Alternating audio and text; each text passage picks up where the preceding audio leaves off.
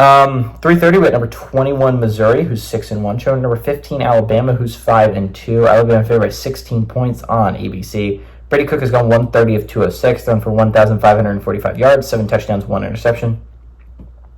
Nate Noel is at 85 carries for 503 yards and 2 touchdowns. Theo Weiss Jr. is at 35 catches for 463 yards and a touchdown.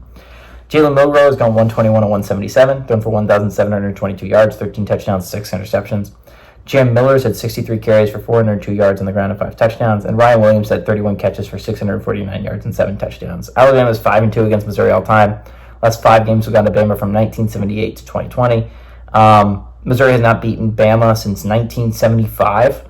There's been no one-possession games, and Bama is undefeated at home, 1-0 in Tuscaloosa. This is an interesting football game, right? Missouri's a 6-1, but they haven't been looked a great 6-1. Texas A&M beat the crap out of them. That's obviously their one loss. They were the top 10 team at that point. They looked bad against Auburn. Auburn's not a good football team, and there's a reason why I picked Auburn to win that game. Credit where credit's due. Missouri found a way to win that football game because Auburn found yet another way to collapse and lose a football game. But this isn't a good Missouri team. And as much as I was saying Bama was fraudulent heading into that week against Tennessee, and they kind of proved it by losing to Tennessee, another super fraudulent team, they're solid enough. I don't think this should be a playoff team, but I don't think this is a team good enough to be a playoff team. I don't think this is the 15th best team in the nation. I think Missouri is not a great 6-1. They found ways to eke out SEC wins against Vanderbilt and Auburn, and credit where credit's due. Vanderbilt's not a bad team. And they found a way to win that football game. But good football teams don't lose twice in a row. And Alabama's a good football team. Like it or not, they're a pretty solid team. Good teams don't lose twice in a row. Missouri's not a great squad. They just really aren't. I think the Tigers were a little bit overrated to start the year. I'll say it. I thought they had a solid team.